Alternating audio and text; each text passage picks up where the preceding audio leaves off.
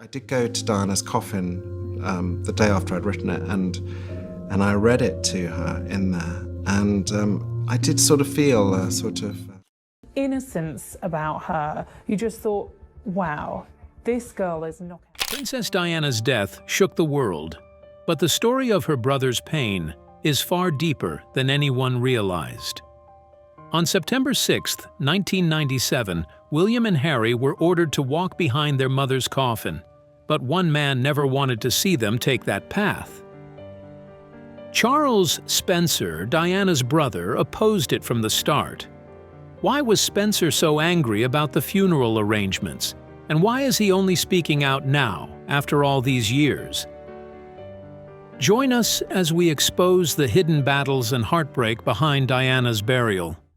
Lady Diana's funeral. On September 6, 1997, the world watched as Princess Diana was laid to rest. Her funeral was broadcast across every continent. Millions lined the streets of London.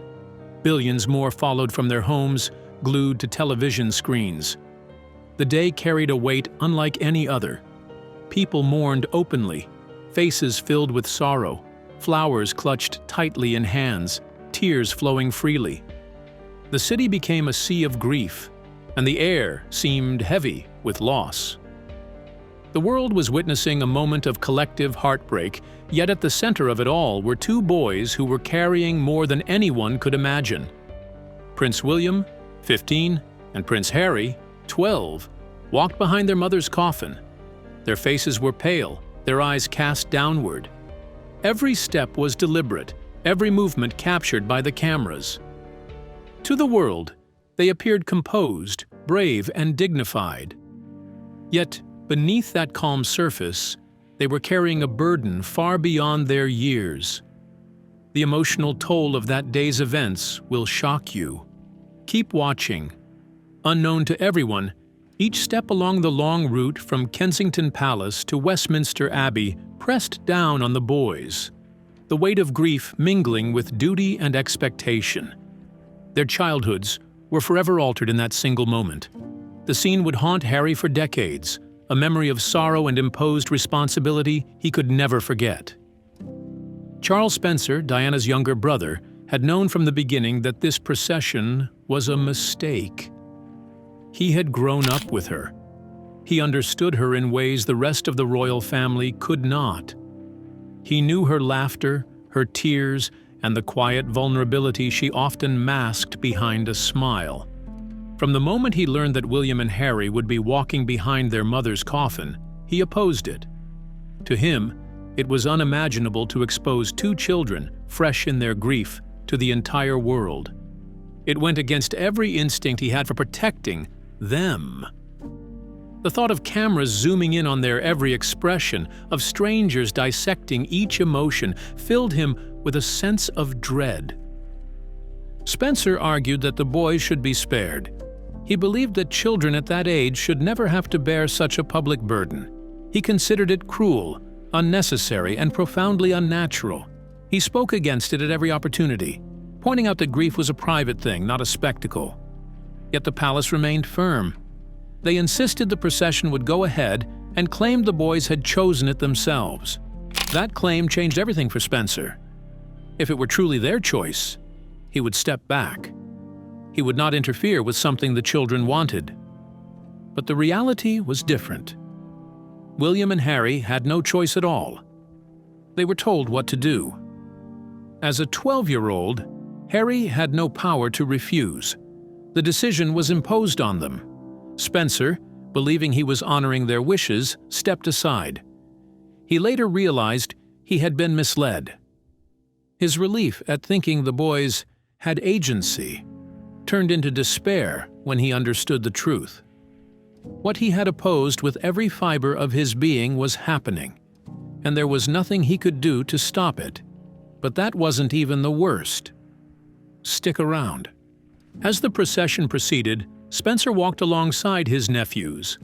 Cameras followed every step, capturing the boys' pale faces and downcast eyes. William and Harry moved forward with quiet resolve, never letting a tear escape in public. The world applauded their composure, but Spencer saw suffering. He understood that every step was a silent struggle.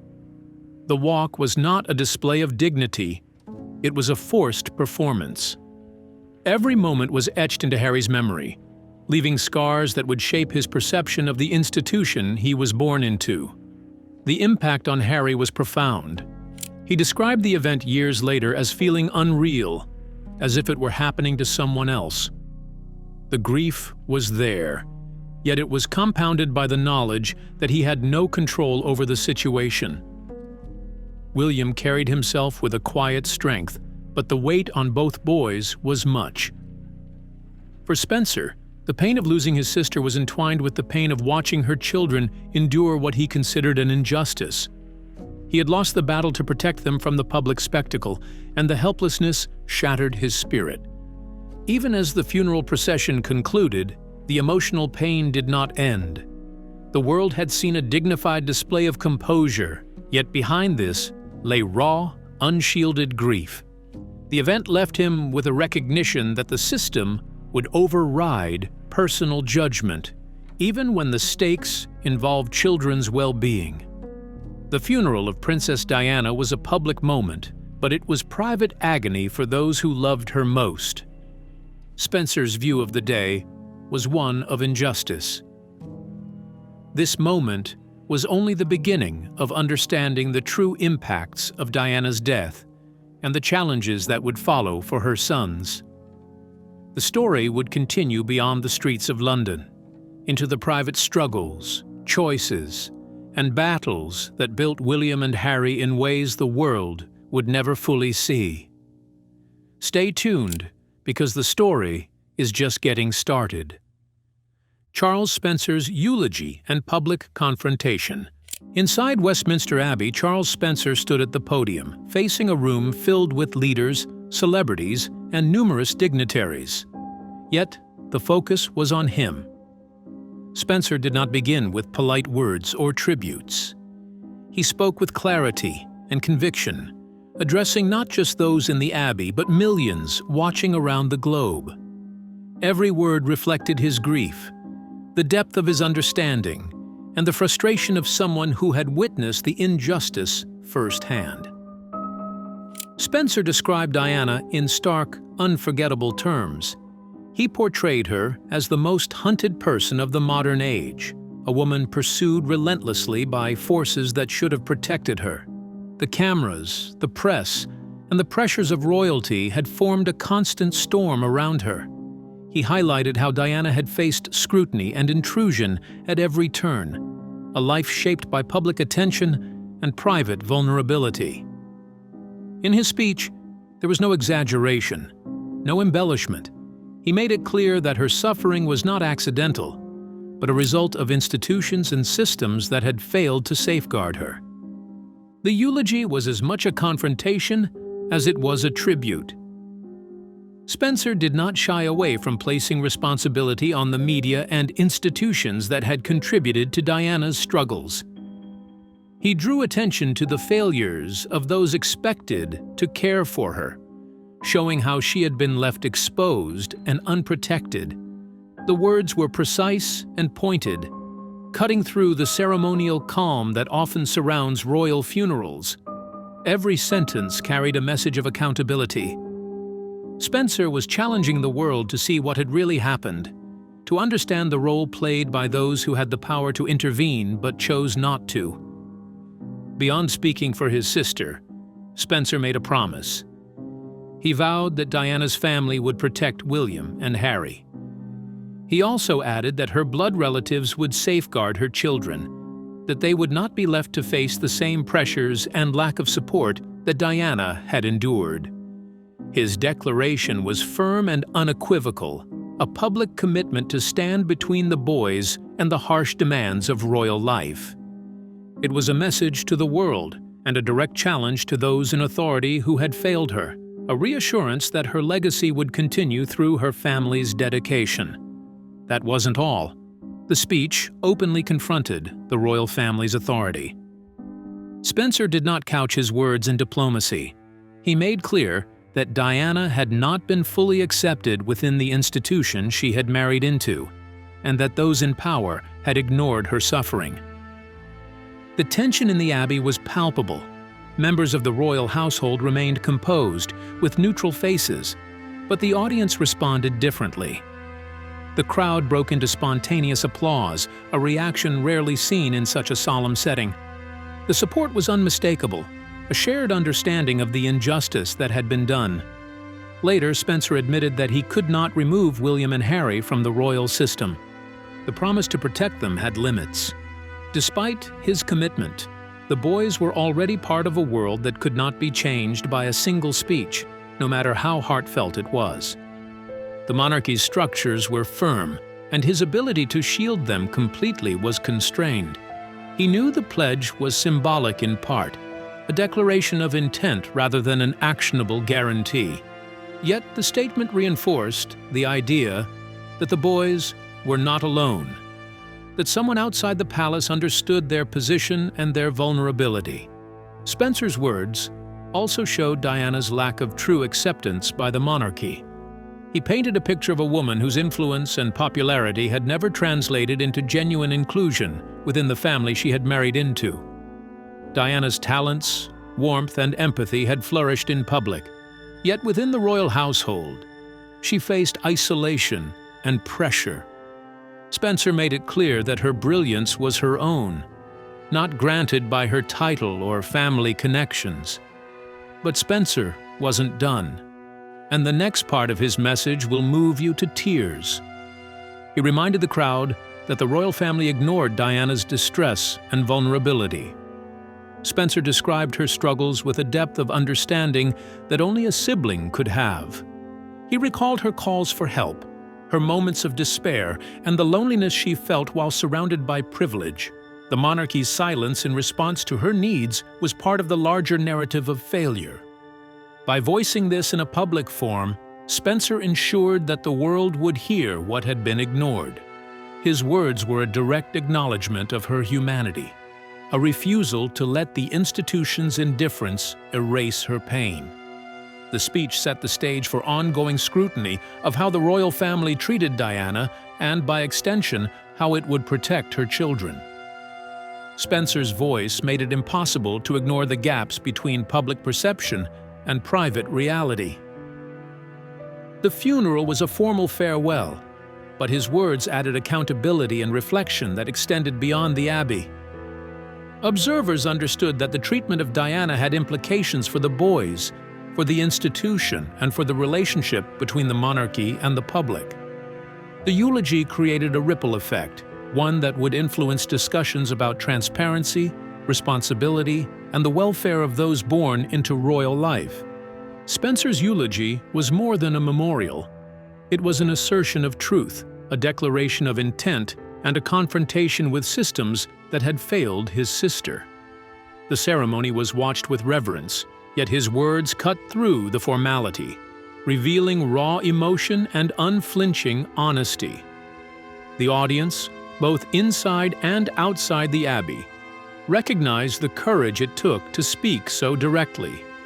He did not soften the reality of Diana's life or her treatment, and in doing so, he cemented the eulogy as one of the most memorable and consequential in recent history. The implications for William and Harry were clear. The world would see them, but their family would fight to protect them. The day of the funeral ended, but Spencer's message rang forever. It marked a turning point in public awareness, a moment when the monarchy was publicly challenged. The crowd outside the streets of London carried his words in their hearts. The applause inside the Abbey signaling a rare alignment between public sentiment and the spoken truth.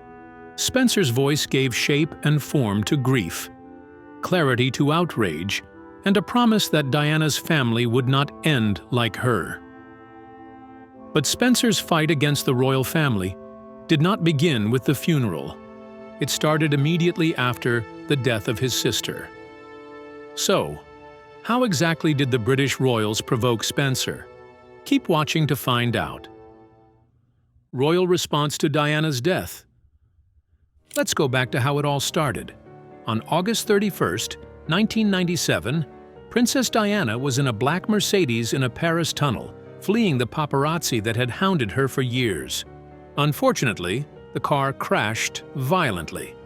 The impact was severe, crumpling the vehicle like paper. Diana survived the initial crash but was critically injured. The news traveled fast, first as whispers, then as breaking headlines. Within hours, it was confirmed. When news of Diana's death hit the airwaves, the reaction was immediate. Diana, Princess of Wales, has in fact been killed. Diana, Princess of Wales, was dead.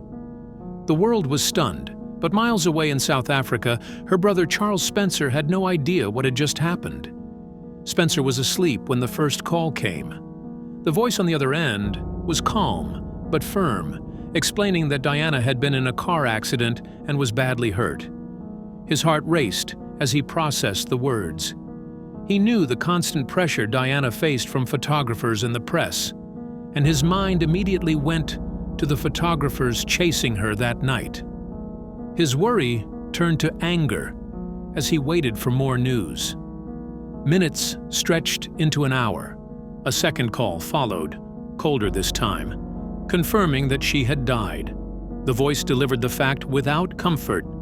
Spencer understood immediately who was responsible in part.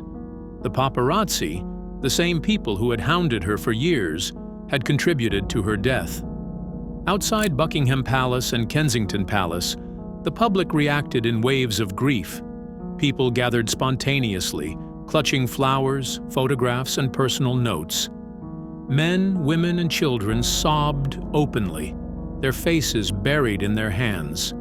The mood was raw and heavy. Thousands lined the streets, leaving piles of tributes in memory of the woman known as the People's Princess. The air carried shock, disbelief, and heartbreak. The reaction was universal. News channels filled with images of mourning crowds, streets blocked by flowers, and faces soaked with tears. It was as if the world had paused to absorb the enormity of the loss. But that was exactly where trouble started. Sit tight, because we are about to reveal something interesting. Inside the royal family, the response to Diana's death was very cold. For hours and then days there was silence. No public statement, no address from the Queen, no lowered flags at Buckingham Palace. People assumed the family was in shock, but as the silence stretched on, it began to feel like indifference was setting in. Questions grew louder outside the palace walls. Why was the monarchy not acknowledging the grief of the nation? Where were Charles and the boys? Newspapers, usually respectful, began publishing critical headlines. The British public felt abandoned in their sorrow. Diana had been a figure they loved and connected with, yet the institution that surrounded her seemed frozen, distant, and unresponsive. Meanwhile, William and Harry were at Balmoral. They were kept away from public scrutiny as the family processed the news. Their father, Prince Charles, had to sit them down and explain that their mother had died. For Harry, a 12-year-old, the conversation felt meaningless. He asked the same question repeatedly, trying to understand, trying to know that she would not return. The last time they had spoken to her was the day before, a quick, casual conversation that now felt unbearable. Neither boy had the chance to say goodbye properly or process the reality fully before being placed into a controlled environment. The early days were filled with confusion and silence. Inside the palace, no one spoke openly about Diana. Family members surrounded the boys, yet the emotional connection they needed was absent. The world outside was crying, but inside Balmoral the atmosphere was cold and measured. Harry later admitted that he felt isolated. He watched the mourning continue on television while experiencing it privately. The sense of disconnect was confusing and painful. The institution's formal approach left no space for children to express grief naturally. Spencer witnessed this, feeling the pain of the family's detachment and the harm it caused. The public pressure on the royal family mounted. People demanded to see their grief mirrored, to witness acknowledgement of the loss that affected millions. Eventually, on September 5th, the Queen addressed the nation. She praised Diana as an exceptional human being. Pay tribute to Diana myself. She was an exceptional and gifted human being, and especially for her devotion to her two boys. And a devoted mother to William and Harry. The speech came days after the public had already erupted in grief and anger. By then, resentment had set in. The delay made it clear to many that the monarchy had not understood the urgency of empathy. The Queen's words were heartfelt, but the damage from the silence was there. The public saw the difference between Diana's warmth and accessibility and the family's cold, distant response. For Spencer, the royal family's silence and delayed response confirmed what he had feared. The detachment was not just a matter of protocol, it was cold and disconnected. That is not all. The very institution that should have been a source of comfort and guidance had failed to act promptly. While millions mourned openly, the family maintained distance, creating a stark divide between public grief and private authority. Spencer's anger was compounded by seeing the boys affected by this delay. He understood that the lack of openness left William and Harry to navigate their grief in isolation, shaping their experience of loss in ways that would last for years. Harry's repeated questions about whether their mother was really gone show a child's struggle with incomprehensible reality. At 12, he had little power to process or intervene. Every explanation offered by adults was filtered through protocols that emphasized composure over comfort. William, older but equally affected, carried his own pain in silence. Spencer watched this dynamic with frustration, understanding that the boys were experiencing a version of grief shaped not by love or support, but by the rigid structures of royal life. The emotional burden of this early period was significant, influencing how they would perceive both the institution and their place within it. Meanwhile, the public continued to gather outside the royal residences. Tributes grew in volume and intensity, leaving no question about the nation's devotion to Diana. People demanded empathy, visibility, and acknowledgement from the monarchy. The contrast between public mourning and royal silence was stark. Newspapers criticized the palace for seeming indifferent, and the delay in addressing the nation created a lasting sense of disconnect. Spencer observed this, recognizing that the institution had mishandled the moment in both communication and compassion. His anger toward the royal family was fueled not only by his sister's death, but by how the boys were left in a state of confusion and isolation. By the time the Queen spoke, the nation had already formed its judgment. The monarchy's silence had created a perception of coldness and distance. Spencer understood that the delay had consequences for both the public and the boys. The impact of those early hours and days would resonate for decades, particularly affecting Harry. It left a mark on how he would view authority, protection, and the responsibilities of those meant to safeguard loved ones. Spencer saw the need for vigilance and advocacy, realizing that the boys required guidance and protection that the royal family had failed to provide in those critical early moments. The chaos of the initial hours and the royal family's response revealed the tension between public expectation and institutional behavior. Spencer experienced it from the perspective of someone who had lost a sister, a brother-in-law, and who understood the vulnerability of her children. His perspective was rooted in intimate knowledge of Diana's character and the realities of royal life. The events of those days were formative for William and Harry, shaping their understanding of duty, exposure, and emotional survival. Spencer's anger and protective instincts were sharpened by witnessing the disconnect between grief experienced privately by the boys and the public mourning outside the palace walls. Even as the nation cried and newspapers criticized, the boys remained shielded within Balmoral, learning the reality gradually. The world outside continued to demand answers, while the institution maintained control over information and exposure. Spencer's sense of injustice only grew. The delay in addressing the public and the boys compounded the initial tragedy, leaving a mixture of grief, anger, and helplessness. The events of those early days would set the stage for the challenges and confrontations to come. If you think that was the worst, then wait until you hear what Harry had to say about Diana's death and burial. According to Harry, the trauma of walking behind his mother's coffin stayed with him to this day. Every time he saw cameras flashing, it took him back to that September day in 1997. The weight of duty, expectation, and grief pressed on him.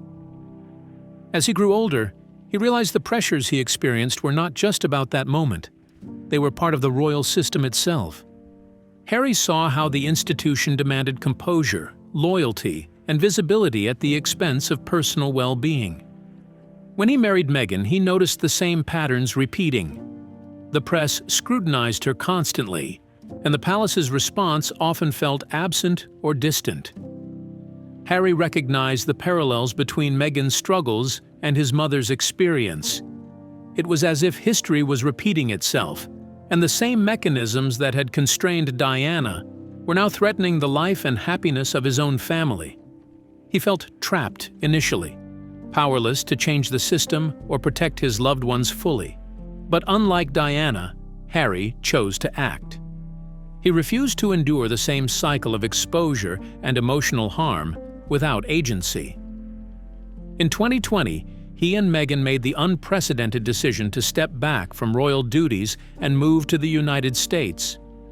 They cut official ties with the monarchy, leaving behind the titles, obligations, and visibility that had defined their lives.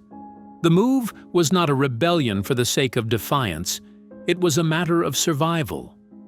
Harry was determined to prevent history from repeating itself and to protect his family from the same pressures that had marked his childhood. In many ways, Harry was continuing the path Diana had started.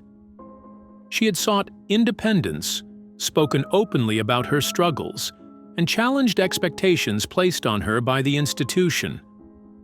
Harry carried that spirit forward, using his own agency to create a life where he and his family could define their priorities, safety, and happiness outside the rigid confines of the monarchy. Charles Spencer understood Harry's decision.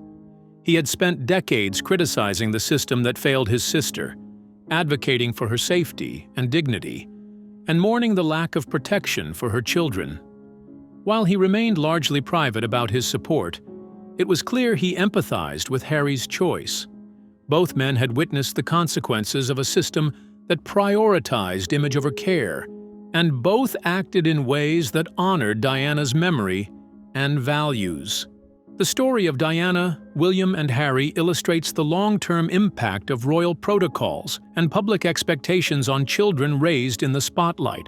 Spencer's fight to protect the boys and Harry's later decision to leave show the importance of advocacy, agency, and family support. Their actions show that safeguarding Diana's legacy requires not only honoring her memory, but also challenging structures that fail to protect those most vulnerable.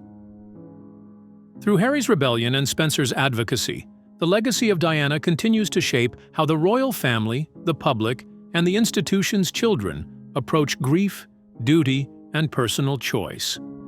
It serves as a reminder that protection, care, and autonomy are just as important as tradition, ceremony, and expectation.